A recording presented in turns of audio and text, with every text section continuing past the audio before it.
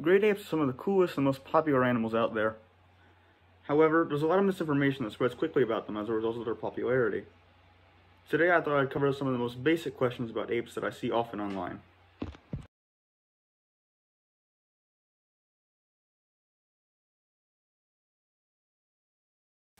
First question. Why are there still great apes? This is a question I see a lot, mainly to justify creationism. Creationists may want to tune out now, but for a viewer who simply doesn't know, here's the answer.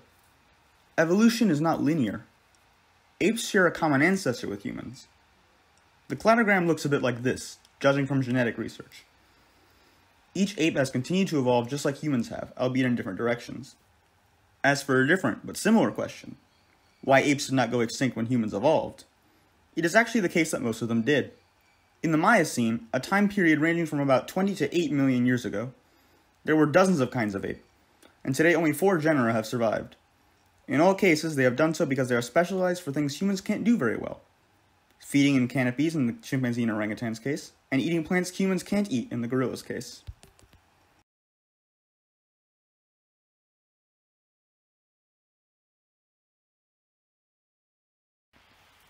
Question 2.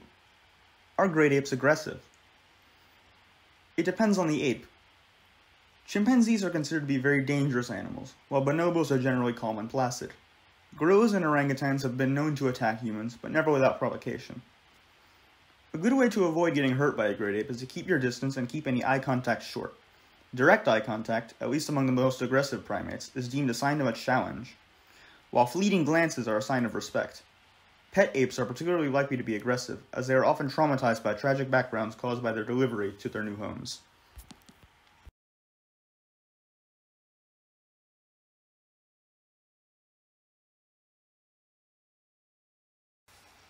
Question 3. What makes a great ape? One of the obvious differences between apes and monkeys is the lack of a tail. However, this is actually not the trait that divides them taxonomically. Instead, it is in their teeth. Apes have a lower molar structure referred to as the Y5 pattern, which looks a bit like this shown on the screen. Monkey teeth look quite different.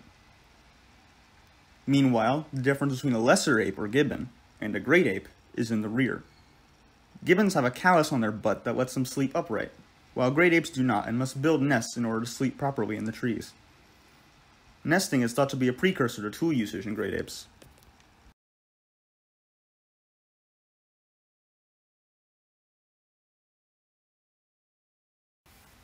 Question 4. How smart is an ape? In a word, very. Let's tell the story of an orangutan named Fu Manchu who lived in a zoo in Omaha.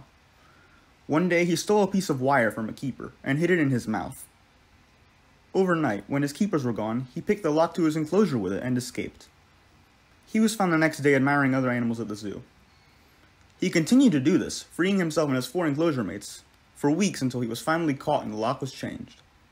However, he would go on to learn to pick that one as well. Fu Manchu's story is one of amazing intellect, at least by animal standards. He knew to hide his tool and method of escape from his keepers by only picking the lock at night, showing an understanding of how knowledge differed between himself and others, a basic form of self-awareness. He learned how to pick multiple locks, showing excellent spatial awareness and problem-solving skills. And perhaps most impressively, once he was out, he showed an active desire to learn more, by exploring the zoo rather than running for the hills.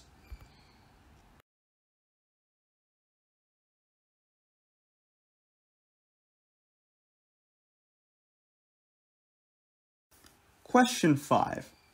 Why can't apes talk? Apes have sufficiently mobile faces to arrange their lips in all the appropriate positions for speech. However, they are still unable to produce it. This is because the nerves that innervate the hyoid group of muscles, nerves which are exceptionally well developed in humans, are quite unremarkable in apes. The hyoid muscles facilitate speech, and naturally, an animal with a mediocre development of the nerves that control them will not be able to articulate most words. However, research on apes in language experiments suggests that their inability doesn't stop them from at least trying to articulate things verbally. The bonobo known as kanzi was found to produce a number of garbled noises that resemble distortions of words in the English language. In the wild, apes do use gestures and sounds to communicate. For instance, chimpanzees will make pant hoots when excited, This often draws other chimpanzees to investigate, suggesting they understand the meaning of this particular call. This is probably not language, but it may form the precursor to it.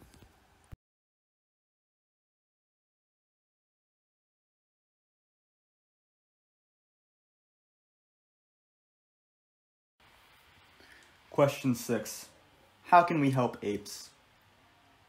Every non-human grade ape is endangered. To help them, there are 3 crucial steps you can take.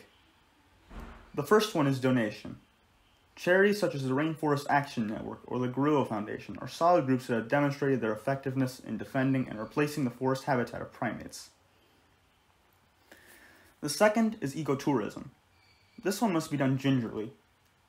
The chief reason authorities have to make sure apes are still around is to generate tourism money, but a lot of tourism is racked with fraud.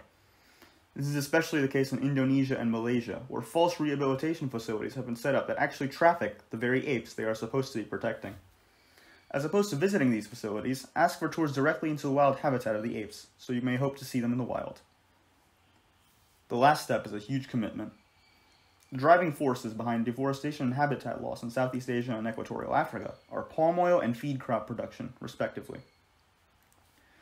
Palm oil is in roughly half of pre-prepared food and is too efficient of a crop to ban. So I recommend using a palm oil app like the Cheyenne Mountain Zoo app to trace what palm oil is sourced sustainably. If a product says vegetable oil, then the odds are it is palm oil and you should look through the app. Meanwhile, feed crop production is driven by demand for animal feed, so as to nourish a growing quantity of livestock in both the developed and undeveloped world. Bear in mind that calories are lost through trophic levels, so it takes much less land to feed a human directly than feed animals that are ultimately eaten by humans anyway. Cutting your intake of meat, especially beef, makes a difference for all deforestation everywhere, not just when it comes to apes, and is perhaps the strongest step you can take to protect nature. Hope you enjoyed. See you next time.